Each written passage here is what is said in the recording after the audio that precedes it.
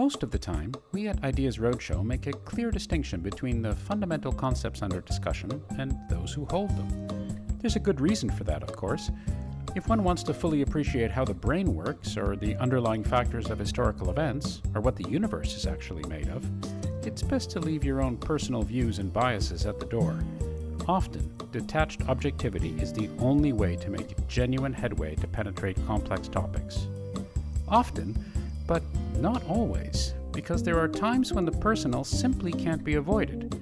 Moreover, there are even times when it's essential. Jennifer Michael Hecht, a poet with a PhD in the history of science from Columbia University, has made a habit of compellingly combining the subjective with the objective, penning best-selling analyses of doubt, happiness, and atheism in the soul, alongside numerous highly acclaimed works of poetry. Recently, precipitated by her own deeply traumatic experiences, Jennifer has turned her attention to the question of suicide, combining the poetic and historical, in the hopes of developing answers to the pressing question of how a secular person can reject suicide as emphatically as a religious one, as well as, even more importantly, how our contemporary society might best decrease the number of suicides. Her investigations culminated in her latest best-selling book, Stay, A History of Suicide and the Philosophies Against It. I met up with Jennifer at her home in Brooklyn, New York.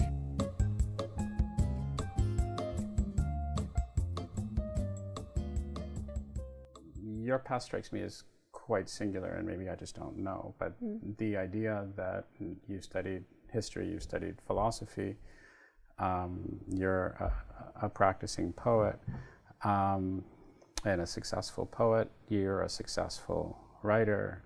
You also do a lot of educational volunteering work, I understand from your website. Yeah, I give a lot of talks. But right now I am actually teaching in a high school in Queens. Oh, really? Yeah, Young Women's Leadership High School. Wonderful place. They don't have a ton of resources.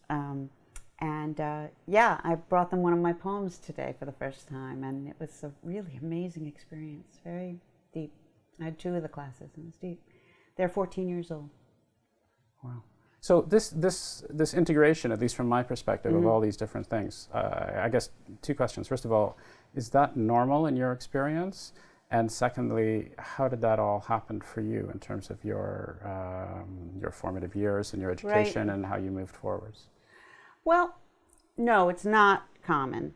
Every once in a while I'll meet somebody who does nonfiction and poetry, and we get all excited about each other because it's pretty rare. Yeah. I decided I wanted to be a poet at a very young age. Certainly I was sure of it in college, but I didn't know about modern poetry almost at all. I was thinking of the Romantics. I started in college learning about modern poetry, and at first it was a little hard to take because I was so in love with the Romantics and with some other more classic poetry. So when you decided to be a poet, you were, in your mind, it was, I want to be a romantic poet, basically. Yeah, Keats. Okay. Keats and Dickinson were the people I wanted to talk to. And a lot of others.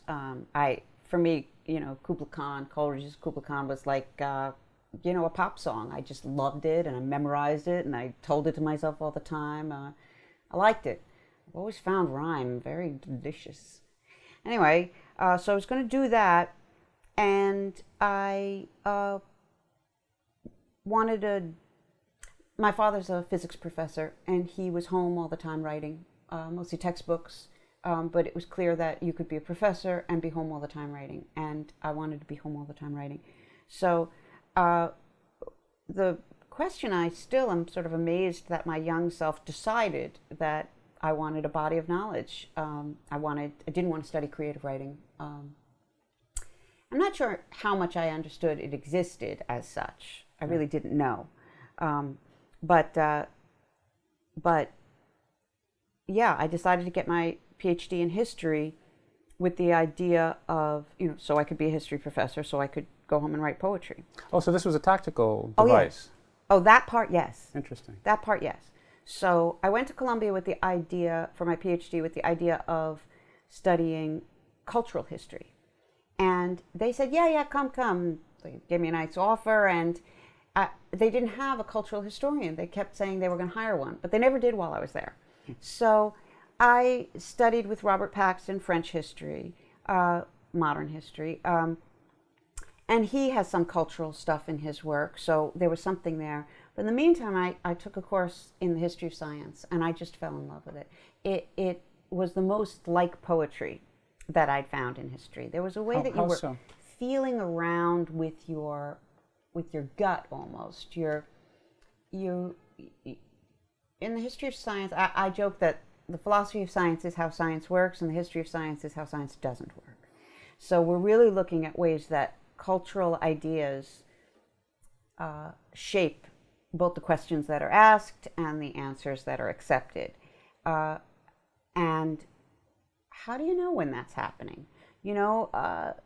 Foucault was doing a sort of classic history of science move when he says the Victorians, who are constantly saying, let's keep sex under wraps, let's not look at it, put a skirt around the piano because it has legs.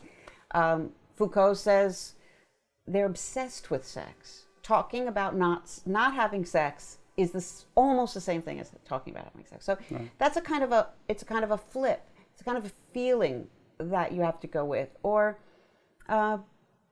studying early anthropologists and realizing that some of their metaphors for women are similar to their metaphors for people of color or their metaphors for children, and seeing how each one is supporting a kind of hierarchy.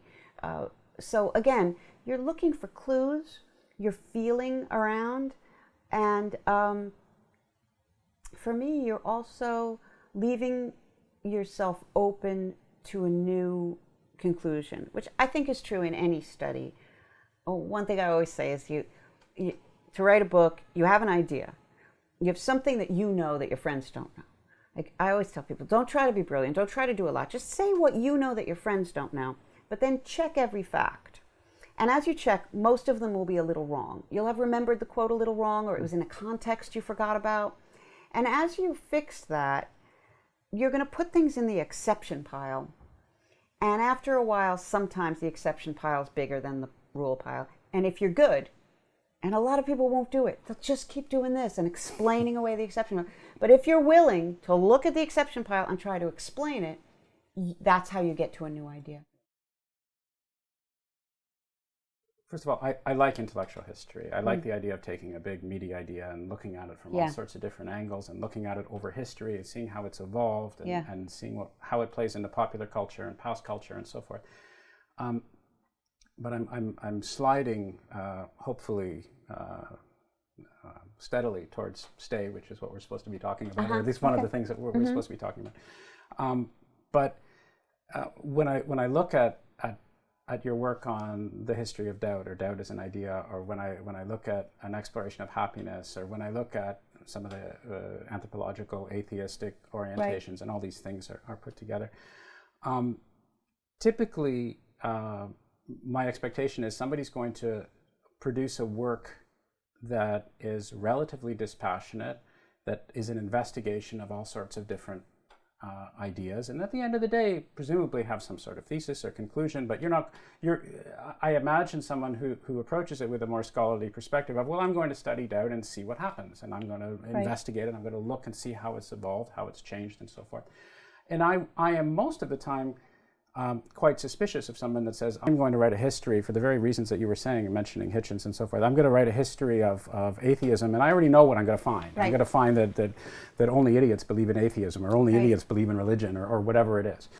The hair on the back of my neck starts rising when I suspect such a thing. So I'm hoping and assuming that the person who's going to write a book like that is going to be sufficiently open-minded, that they're motivated in the spirit of sheer exploration to start off with.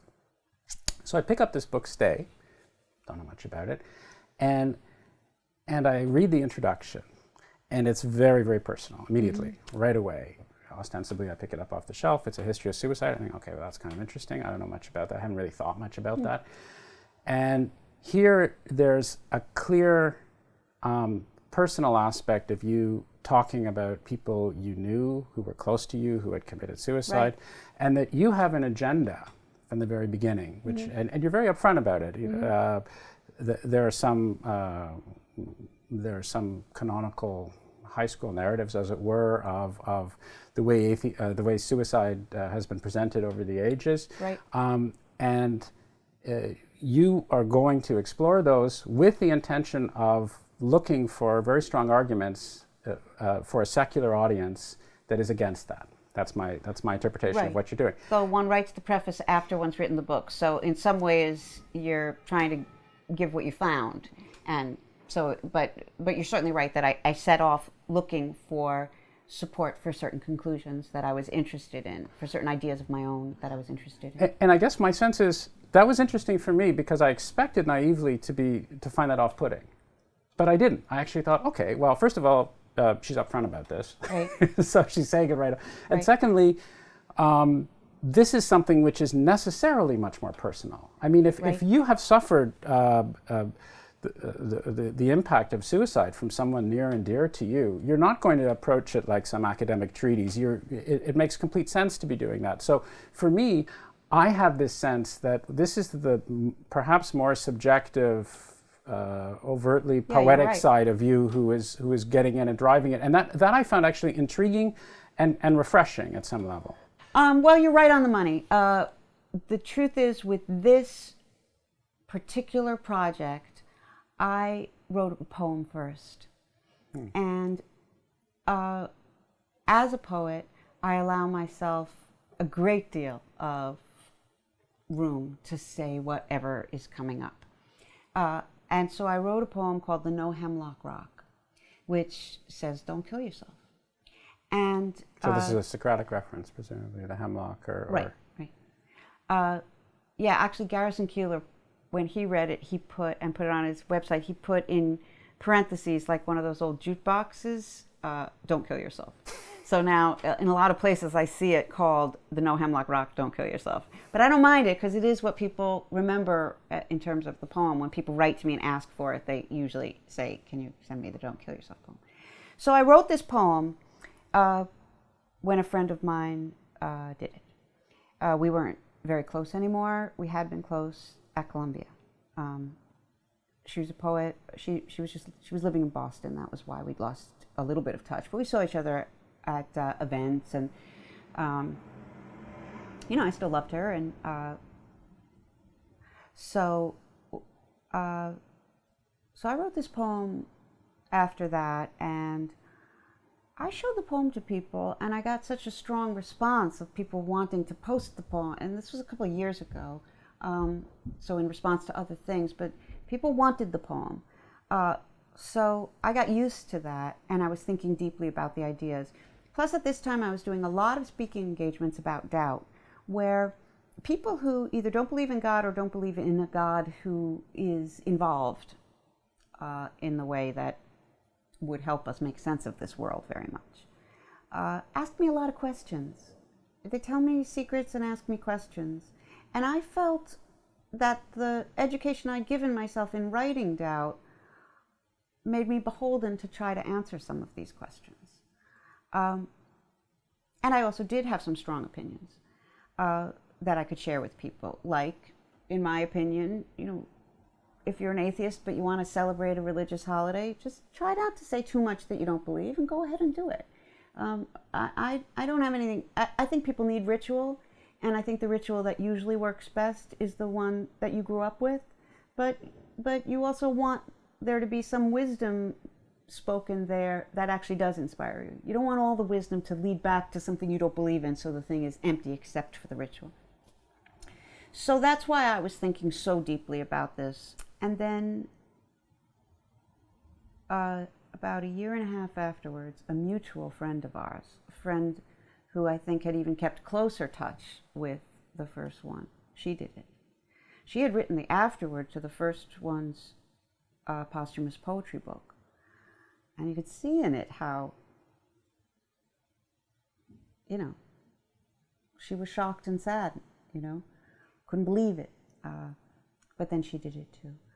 So because of that timing, because of the poem, because of the thinking I'd been doing, 2 weeks after I heard, and the second one did it on Christmas, So it was in the middle of January. I wrote this blog post where I was blogging casually. It's called The Best American Poetry, and I was blogging there, thinking mostly I was talking to poets, not knowing if I was talking to 10 or 20 or 200 people ever. I wrote many blog posts on poetry there, and people still contact me about them. But on that place, I wrote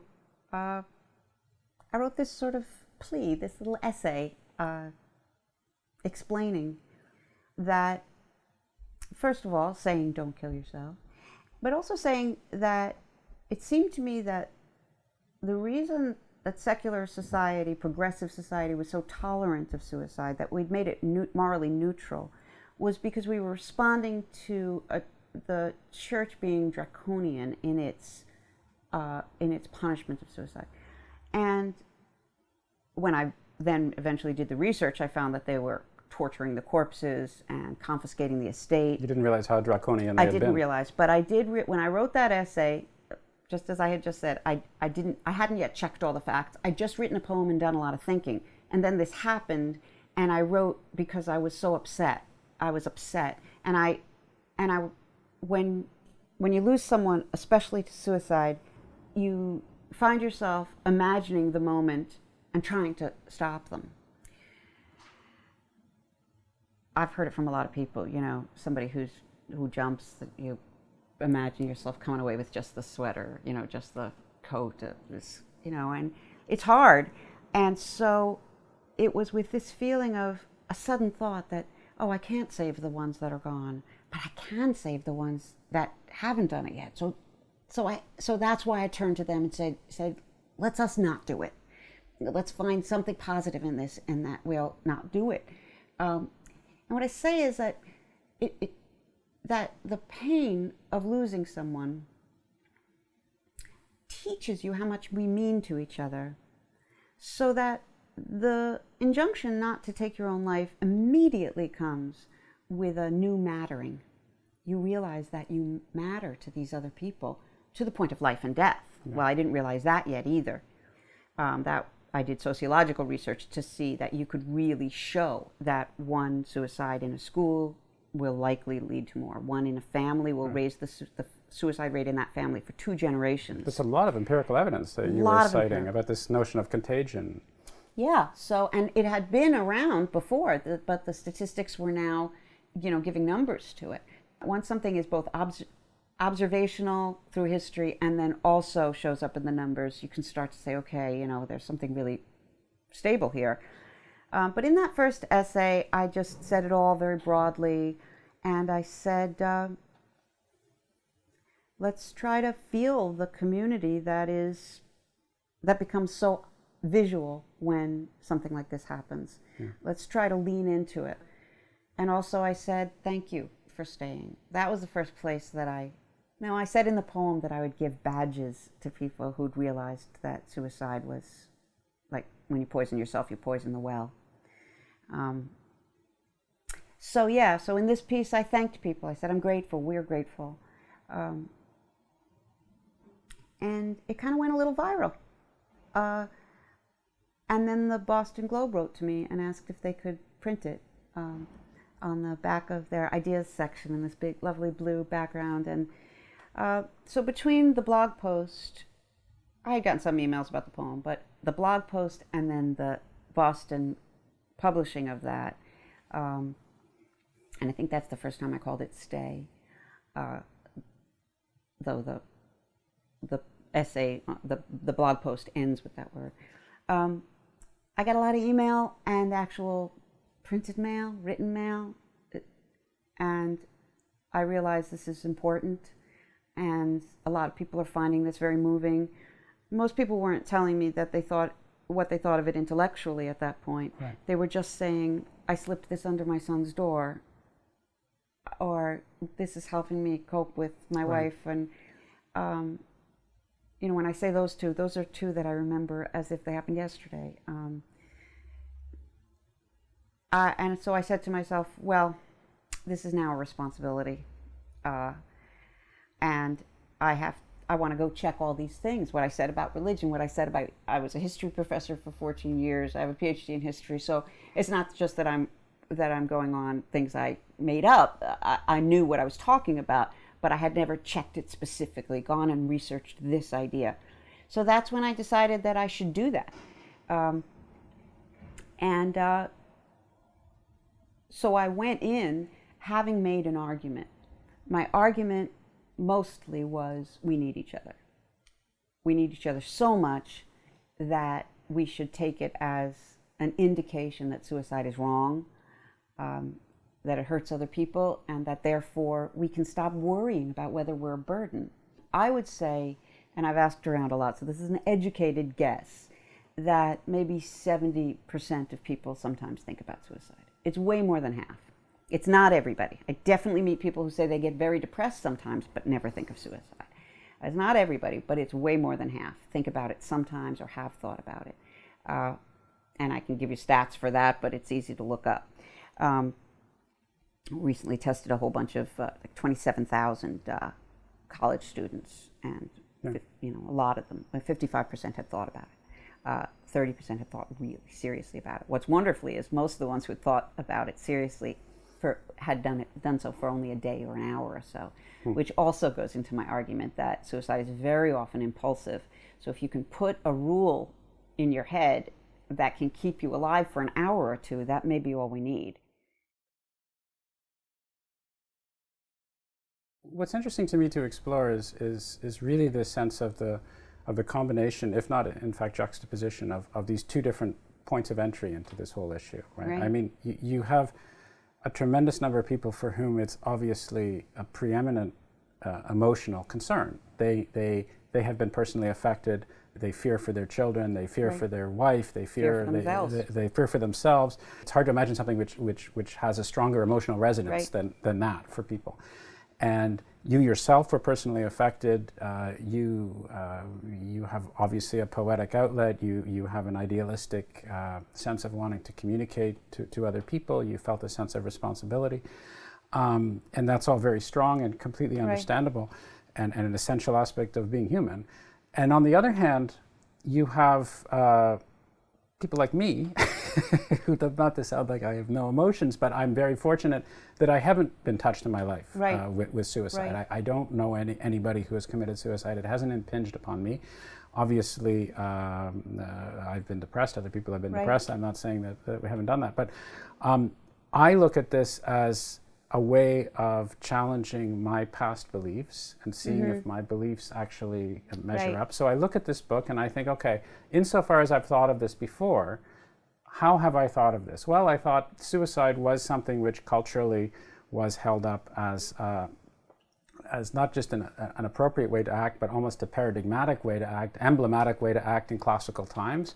Then the church says, no, we shouldn't do suicide. And now we have an understanding of rebelling against the constraints of the church, and we have this understanding of liberty, and everybody should have the right to do what it is they want, and that's a reasonable secular idea. And I guess that line of thinking is probably a very standard way that most people approach it. It is. And as I'm reading this book, again, from a more emotionally detached perspective, I'm recognizing, well, that's actually not entirely true. If you look back at classical times, there are all sorts of people who are condemning these particular acts, and there's a lot of debate. It's not in any way a homogeneous endorsement of this sort of activity. And so these classical examples of Cato and so forth that one would have thought everybody agreed upon, turns out they actually don't really. Socrates tells his students and his friends in the room where he's drinking hemlock, you must not do this. So there are lots of these examples as I'm going, as any substantial book on ideas, you find, as you say, these exceptions, or you make these discoveries. And for me as a reader, I think, oh, this is interesting. I haven't really appreciated that before. From you, the more emotionally removed intellectual historian part, as you're looking at this, what sorts of things did you find surprising and unexpected that you discovered intellectually as you started looking at these things? The truth is, a lot of things surprised me. I did not expect Socrates to be telling people that they must not do this. I I was surprised and delighted by Wittgenstein's argument. He doesn't spend much time on it, but he says if anything is if anything is not allowed, suicide is not allowed, and if suicide is allowed, anything's allowed. And for me, that was just, and that's almost all he says about it. But to me, that's just a clear statement of this is a fundamental. Which is also very shocking for Wittgenstein to say a clear statement, first of all. But anyway. Right. Well, it's in his notebooks, and he says more clear statements there, right? But Wittgenstein's three of his four brothers killed themselves. Yeah. So and he was depressed and suicidal during parts of his life. So when he has an argument, and he also sort of lets us know that he's also taking a little strength from Schopenhauer's argument against suicide. Though Schopenhauer says some things against the church rejection of suicide, so it can be used in different ways, but certainly he didn't kill himself. But yeah, Wittgenstein saying that, I thought that was stunningly interesting, that our duty is to something about keeping meaning in life going, and not it's not just whether we harm someone else. Of course, my argument is that, in fact, suicide harms a lot of people, and that the communitarian argument is sufficient to say that this is something that's morally problematic. Mm. But I found more in history that backed up my second argument than I thought I was going to be, which was the idea that you owe your future self enough respect so you don't kill him. That was uttered in nobody said all of that, but there were suggestions. And Camus' treatment of suicide, I had remembered taking heart from it years ago. And I remembered the arguments a little bit. But when I went back and read The Myth of Sisyphus and, the whole book, and paid a lot of attention to it, Camus believes some things that most philosophers don't believe. It's the classic philosophical thing to say, look, death is going to be this endless expanse on this side. Pre-birth was an endless expanse on this side. It doesn't really matter how long you have. You did something. What does it matter a couple of different years? And I can quote philosopher after philosopher who's saying that to enlighten the masses who are so scared of dying. And yet, Camus says, no. He says more experience is everything. And that what you're experiencing in particular, not that important, but that you're alive to it, that you're awake to it. He doesn't say you're going to be happy. He doesn't say it's going to be easy. He doesn't even say it's going to be nice. He says it's going to be worth it. He says the experience and he doesn't use words like wisdom exactly, but the experience and the kind of knowing that you will have if you stay longer is worth the staying. And he even says, the only bad thing is if you die young. Well, what can I do about that? Mm. So it flips the philosophical treatment of life and death on its head. And, what I remembered about it that was so heartening was the absurd. That was what was, the idea of we must imagine Sisyphus happy, that stays in one's mind. But the absurd, that was the part that felt freeing. That is, we don't have to say that we don't have to figure out what supernatural or creative idea we need to jam into human existence in order to make it make sense. Instead, we can step back and say, it's not that it has no meaning. It's not meaningless. Look at us. We feel meaning all the time. All of this is meaning.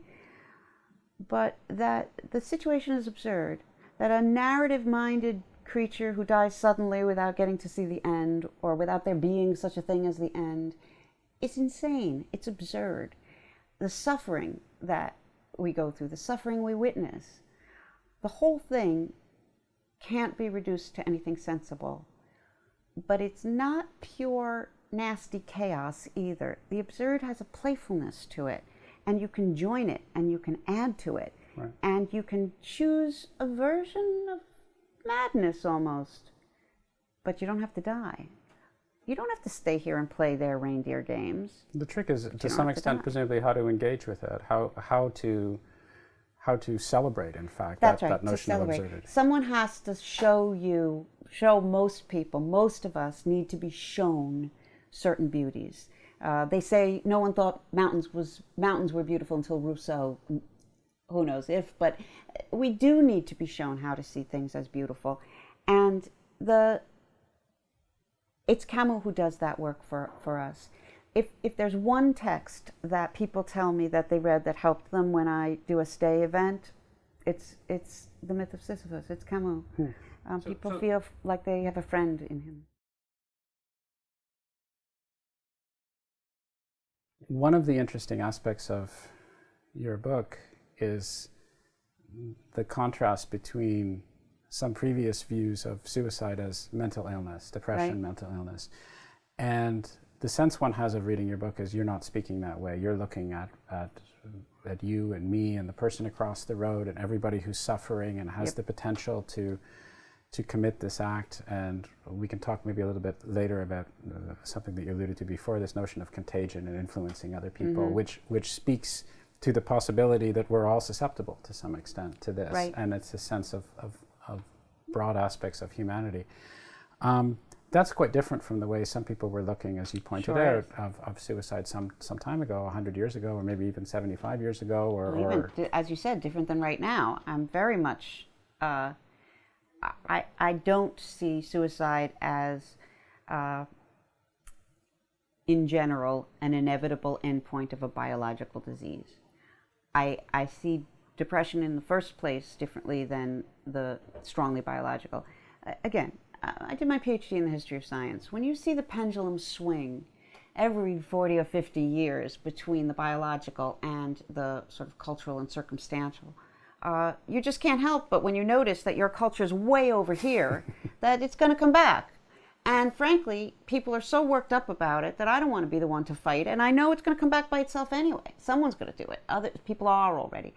So, but I feel strongly that people are depressed more often because of trauma or neglect than because of any biological necessity of them having been depressed. There certainly could be, I'm sure there is, tendencies in different directions. And that's why I think talk therapy works, because I think you can unravel trauma and neglect. And we know that talk therapy works. We also know that it's expensive and hard to deal with in this particular culture that's so productivity oriented. We don't want people sitting around and talking for years. But so that's the first difference that I have with a lot of people. And the next is the notion that it's depressed people who kill themselves. Once someone kills themselves, it seems almost moronic to say they weren't depressed. Well, they certainly weren't happy, so right? tautologically they had to be. So you can, if you back solve, okay. But that doesn't mean clinically depressed. No, it doesn't. Nor does it mean anyone around the person thought they were depressed. And I think we really have to keep that in mind, that we have good statistics and a lot of observational material that show that a person who does not seem sick in bed, isn't avoiding food, that a person who simply has been humiliated. People get humiliated by either getting yelled at work, failing a test they thought they were going to pass, just not standing out the way they thought they were going to, but also just an insult. And someone breaking your heart or someone embarrassing you at work or school seems to be enough of a trigger. If someone has means and that's just happened, it's possible that that's what's going to happen. So if you don't have means, you can write it out. And that's one of the reasons I call my book a sort of conceptual barrier, because I know that bridge barriers work, which is amazing. Everyone thought we'll put up a barrier, they'll just go to another bridge, but they don't. They go home. England in the 90s, the UK in the 90s stopped selling acetaminophen in bulk in bottles and started making it in bubble wrap where you can only buy a few at a time. Well, so go to a bunch of pharmacies and buy 50 of them and pop them out. But people don't. Yeah. People don't. So, and if you don't have a gun in the house, you have a much better chance of surviving your misery. Because all of us want it to stop sometimes. But if you can't in that moment, then you get to the place where you don't want it to. We do have also a lot of statistics and observational material that people who try once do not generally end up doing it. We know the opposite because we know that when someone does it, it's a good chance they've tried before. But that, there's one study where it followed up people who jumped or were trying to kill themselves by jumping off the Golden Gate Bridge, and 25 years later from the earliest statistics, so they were gathering over a large 96% were still alive or had died of natural causes. You said that. You also said in that same study, or in that part of the book, you also said that there were significant numbers of people who jumped off and survived. Right. And they had said that they had actually changed their minds when they were shortly, they just left. Right. And in that I'm quoting secondary sources too, that people had sort of noticed that and taken it up. That especially that really memorable one that I think was in a Tad Friend article in the New Yorker of a guy saying, I jumped and I immediately realized I had no problems other than that I had just jumped, which is so like, you could see how that could be suddenly clear to you. I want to talk about suffering, because you mention this a lot in your book, and I think an important point that you're making is that many people, many very wise individuals throughout human history, have recognized that while we don't actively seek out suffering, other than some very odd people who are clinically masochistic, there is a way of recognizing that suffering has positive benefits to it. There is a way of recognizing, and so whatever we can have the laundry list of names. We can talk about Montaigne, we can talk about Schopenhauer, we can talk about all these people, who've said this. But this is, I think, a fairly profound idea that thoughtful people throughout human history have recognized that nobody likes to suffer, but that suffering actually does have an upside to it if, again, you are prepared to engage, if you recognize it, if you can accept it as some sort of a long-term challenge, it brings you larger perspective. One doesn't want to slip into cliche, but that's an important, an essential part of the toolkit of making your way through life in a fairly productive way. And something that you don't talk about very much, but I think may be implied, and I'd like to ask you about now, is it seems to me that it could be that our contemporary values are such that they are somewhat at odds with that. We live in this materialistic society, as you said before, and many people have pointed out that in the Western world, in the superficial, commercial, materialistic age in which we find ourselves, people don't even want to contemplate envisioning mortality at all, let alone this idea of suffering. Do you see any hope, any way forwards for people to embrace their suffering, as it were? Look, it's a great question, and I'll first set out that just like the suicide thing, partly we're responding to a church idea. You don't really find it in Judaism. You certainly find it in Catholicism, very strong. The idea that suffering gains you actual points. So if your son is sinning, you can put a rock in your shoe and gain some, through your suffering, gain some points for him. It's crazy, but it's also, you can see where it gives you a little power and it lets you feel your hope. You can see it, but you can also see why the modern world would strongly reject that. And it's also true that we simply did not have painkillers until, 19th century, you start to get ether, but with different things, certainly for childbirth, the ether, if you take too much, you pass out, so you got to feel the pain again, wake back up. They would give the woman the thing, so she would do it to regulate it so she didn't die, because she would pass out if she took too much. Our painkillers, certainly the development of opioids in the beginning of the 20th century, they work until you take them too much, but we can kill pain. And that ability is, to me, I see this as a paradox that I'm so lucky I don't have to solve, or that humanity is so lucky we don't have to solve. That is, I would kill pain in every instance I could for myself and everyone else, but I'm glad I don't have that power. Because I don't know what would happen to culture, and I don't know what would happen to character, but I never worry about it because we are never going to solve pain entirely. At least not in any kind of foreseeable world. So for me, there's always going to be pain, though we may put it down over here, it's going to pop back up over here. Sure.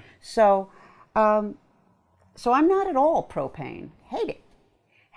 Sure. And well, you're rational, right? And would do a lot to get away from it. Though I hear from people who say, I have a headache, but I don't like to take pills. That is not me.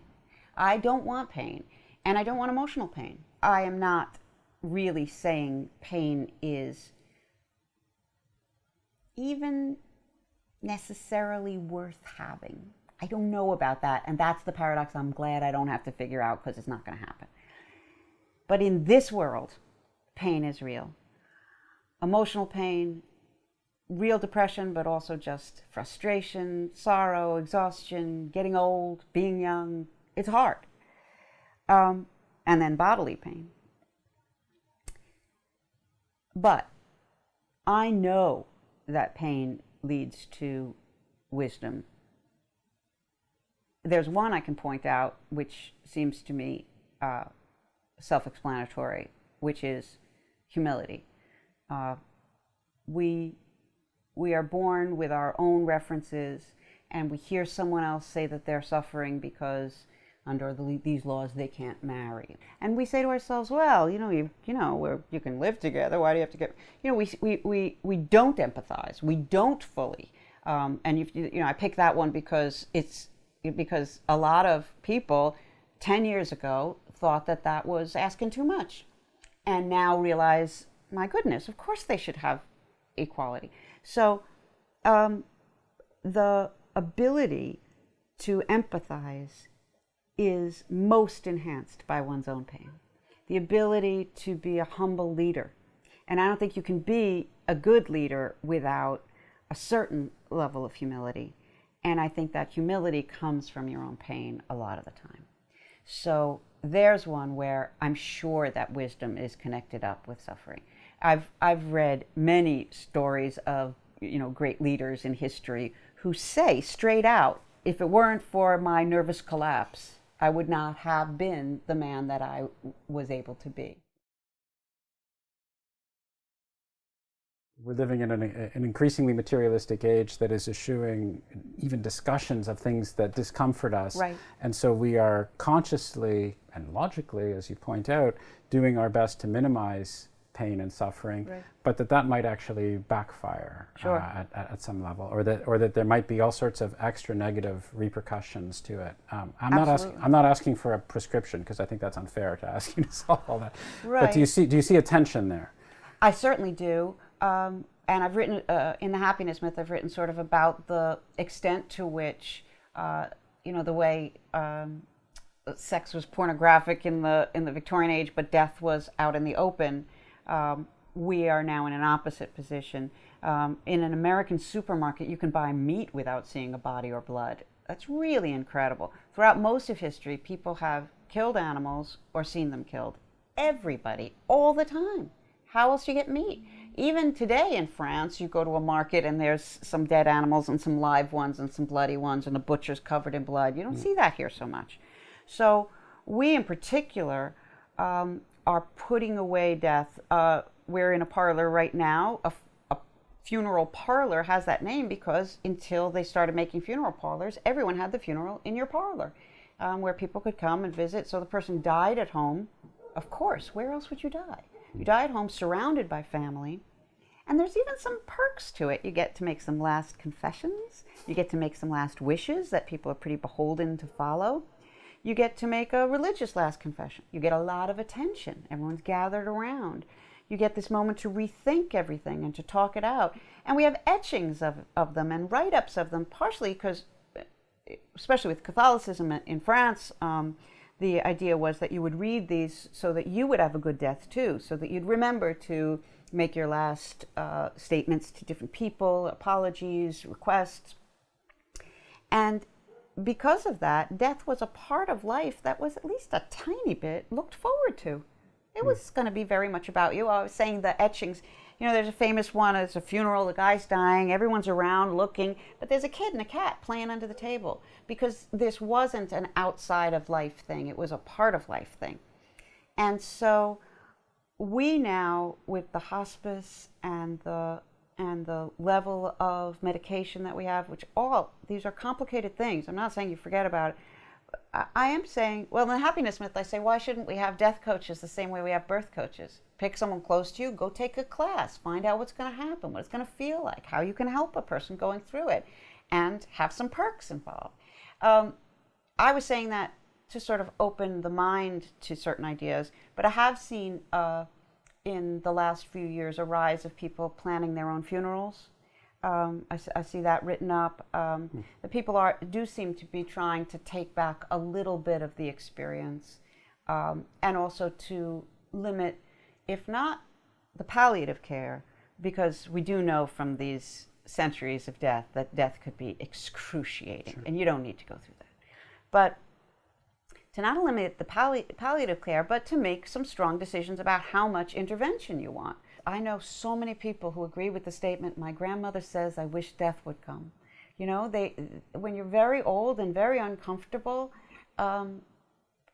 it's something that our society is beginning to talk about. How long do we want to live? How do we want those last years to look? So I do think that there is a bit of a prescription. The first part is just notice it. Just notice it makes you be able to integrate death more into the world of life, which is good for so many different things. It helps you enjoy life. I even talk in the happiness myth about post-traumatic bliss, that people who come very close to dying, we all know this from television and movies, sometimes go through something that 10 years later they're still loving every day in a way that, look, we're all dying eventually. Shouldn't we all have this? But it doesn't work that way. It's something much like PTSD, that if you go through it, you can't shake it. It becomes part of your body. The way grief and erotic love is part of your body, you can't just shut it off. And I do think that the more we allow a little bit of that knowledge of death into our consciousness, even when we're picking up the cellophane meat, noticing what's happening here, even that, it helps us to get a little bit of that larger perspective that can help live life. I mean, look, I've said this before, that when you hear somebody saying that everything is beautiful and life's worth living, they're the guy who's in trouble. The people who are okay aren't talking about this all the time. Just like your favorite weight loss expert used to be heavy. You don't just make this stuff up otherwise. So I'm not pretending that all my ideas work enough to make life easy or happy. I'm just saying, here's what I found that helps. Here's what I've found that helps me or that helps other people. And I'm saying very clearly, it doesn't help quite enough, but it's something. You've thought a lot about this. You've spoken to a lot of people. Yeah. You've done a lot of research. And so if I'm sitting listening to this somewhere, I say, okay, so what? So what do we do now? Right. What do we do as a society? Are there any prescriptive changes? You mentioned a few things in passing, the bridge barriers and so forth. There are some things that we can do. So I have a two-part question. The first is, can we point to some places on the planet where they do a better job at preventing suicide, where they do a better job at building communities, at building the sense of tolerance? Are there places where we can point to where best practices are being pursued, or better practices at least? And secondly, what are some of those practices, and what should we actually be doing? What could we do as a society? Well, I think that there are good practices, but they're scattered around. Some Scandinavian treatments have been very successful in that are more social than medical. You know, if you feel needed and recognized and missed when you're not there, it helps a lot. We're very isolated here, and we're also we're almost all redundant. I mean, in any farming village, if you play the guitar, you're an important guy, but here, not so much. But meanwhile, the Scandinavians, maybe they're so good at it because they're living in such a dark, dark place most of the year, and it's cold, and they have a terrible suicide rate. But they do have some of these other examples of community that helps people recover from debilitating depression. I think the old Catholic model of telling people that it's not just Catholic, because Luther and Calvin picked this part up very, very much, that suicide was always the devil trying to get you. But we have records of how people used that in a very positive way. I mean, maybe that sounds awful, but we have a record. You know, I'm thinking of one in particular, a woman who said, I fought all night holding the knife. The devil wanted me to use it, and God was helping me put it down, and eventually me and God won. That's an imagery that I bet would help a lot of people if they believed it. So if we had, and that's, I hope I'm offering something that you can struggle with, that you can be on your side in that struggle. But we do sometimes need visuals. We do sometimes need, this is a struggle between this one tiny part of me that sometimes wants to do this and all the rest of me that usually doesn't want to do it. You know, how can I wage this war? But the biggest answer to the second question, I believe, and I know that there are limitations to this because we don't want people to be just, you know, a totally therapeutic world where we're all spilling our problems. But I do think that, especially in America, where we're so concentrated on positivity and smiling and covering up the hard spots, speaking the truth about how it is for you is, I think, the hugest contribution that each of us can make, and we can make it in tiny ways. We can make it when we're feeling too small and weak to do anything. You just don't pretend it's all okay for you if you can. If you see someone else in distress, say, me too sometimes. When I wrote this book, I have one line in the preface that says I was struggling with my own darkness at that time too. In the period that I lost my friends, I was depressed and ideational. I'm one of the 70%, and probably if I would break that down into people who think about it more, it comes to my mind. It doesn't bother me much anymore. It's almost like a homicidal thought. I think, forget that. But before, I thought it was information that I had to take seriously.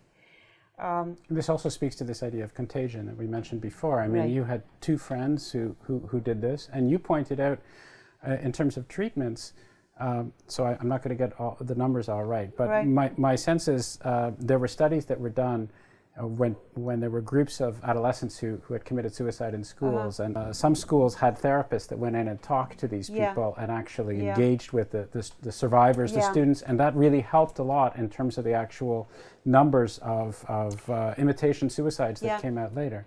It's true, but it's one of no, it is the only thing I softened in the paperback version. They let you change something.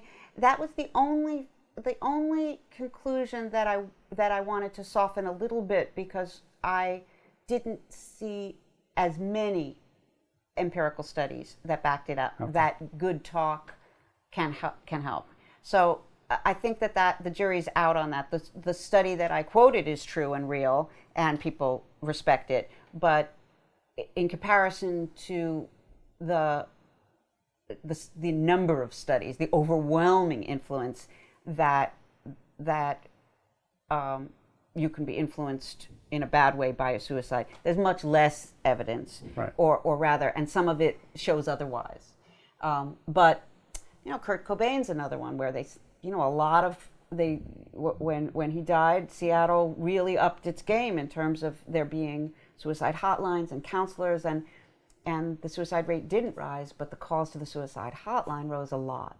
So then again, we see that, and it certainly is suggestive that that people can help each other. Right, and being aware of this contagion, the statistically significant, well-established result that that several suicides statistically lead to more suicides, or people have a higher likelihood of committing suicide if their friends or their community members have done. That awareness, of course, without knowing exactly which treatment is the best treatment, in and of itself, I think is very, very valuable to take that seriously. It really is, especially because, as witnessed by all the calls to the suicide hotlines, most suicidal people do not want to die of suicide. They're trying desperately to not die of suicide. They're just tortured by thoughts about suicide and worries about suicide, but they're trying to not die of suicide. Anything I missed? Anything you want to add to the discussion? I guess just that I think that at the turn of the last century, the 19th to the 20th, all the way to the middle of the 20th century, there were people who weren't religious or who were outright atheists or agnostics who said that without God or religion, meaning must be a phantom. There's no such thing as meaning. There's an abyss where there was meaning. And I think that that was a mistake.